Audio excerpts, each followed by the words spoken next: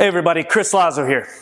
Have you ever felt rigid or robotic when speaking to your clients? Whether that was on a stage, or behind a camera, or on social media? Well, you're not alone. And in this video, I want to give you the reason why, as well as 3 things that you can do to activate your natural voice and be yourself behind the camera.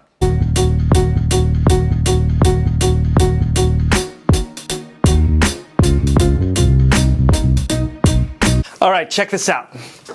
How do you sound like yourself when it matters the most, whether it's on a stage, behind a camera, or on social media? First of all, I want you to think of 4 to 6 adjectives that you would use to describe yourself when you are around the people you're most comfortable with being yourself. Now, this could be close friends, it could be coworkers, it could be family. I don't care who it is, as long as you would say that you're most comfortable around them, okay? And then when you picture yourself with those people, I then want you to describe what you're like in 4 to 6 adjectives, either what you're like, how you behave, or what you sound like, okay?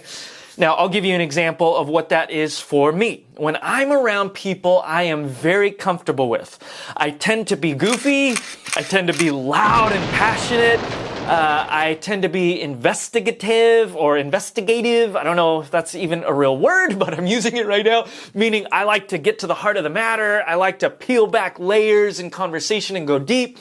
I like telling stories, and I also sometimes exhibit a type of humor I'd call self-deprecation. I like to make fun of myself. Hey, fellas! Hey, wait for me, wait! When I'm really comfortable, those are the things I tend to do with people I'm most comfortable around. Now, here's where it gets powerful.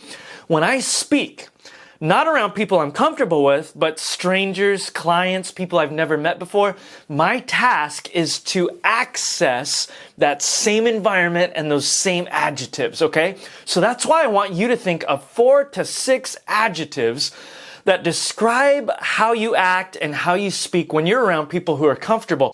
How do you access that same voice when you are in front of strangers? Well, I want to give you 3 ways to do that. And the first is through prep and familiarity, okay? Meaning you are on top of the topic you are about to speak on. You're not going off the fly. You're not making it up or shooting from the hip. You don't need to memorize all of your notes or words, but you do need to have a direction that you're going, and you need to be familiar with that direction. That familiarity will allow you to be more natural so that you can access those 4 to 6 adjectives, okay? The second thing that you can do is meet some people in the audience. Now, if you are at a conference or speaking from a stage, I highly recommend schmoozing a little bit. Even if you're an introvert or you like to, be by yourself, just get out there, meet 1, 2, maybe even 3 people and just get to know them. And it's more for the speaker, I think, than it is for the audience. You're meeting Sarah, you're meeting Andy, you're meeting these people, and there's a real emotional connection between them and you, and so you're creating some type of friendship, even if it's a new one. And that's going to play into how you act.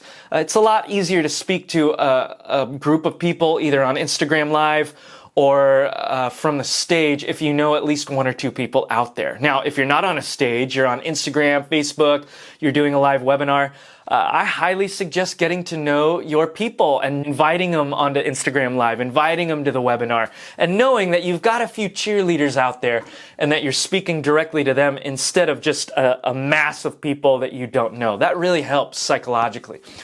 And the third thing is being realistic. And the truth is, you're going to mess up. You're going to fall into some old-fashioned pattern of behaving. You might become frozen or rigid or robotic. You might forget all of the things that you're learning about communicating and speaking to clients. It's okay. We all do this. It's a learning process. And the important thing is to remember an acronym I really like to remind myself of. It's called WTWTCH. What's the worst that could happen if, and fill in the blank, if I fail, if I become robotic, if I forget my line, if I don't land the plane, if I say something that's embarrassing. What's the worst that could happen if I fail?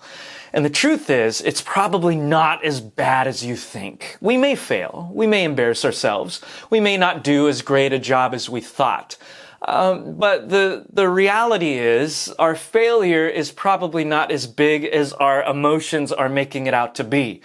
And so to be realistic about our upcoming gig or our speaking opportunity or that Instagram live, whatever it is, will bring our fears that are sometimes disproportionate down to reality. The truth is, the audience is probably not going to punch me in the face.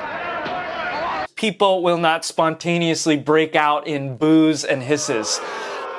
I will not be eaten by a shark. I will not accidentally walk out naked, right? The way our brains, left untethered to reality, build up fears is astounding. And those unrealistic fears can stop us from ever stepping out in faith and doing what we know we should be doing. And so I love getting realistic. What's the worst that could happen if I fail? There's 3 things. Assuming you have 4 to 6 adjectives describing who you really are and what you sound like when you're around people that are comfortable.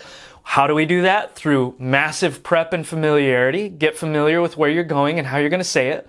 By meeting 1 or 2 people in the audience, whether that's live or online, and being realistic if we fail.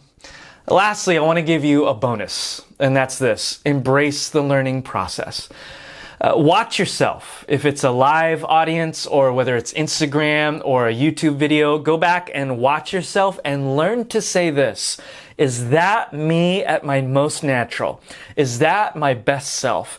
And if it's not, it's a prime opportunity for you to adjust and step into your natural voice and your natural self.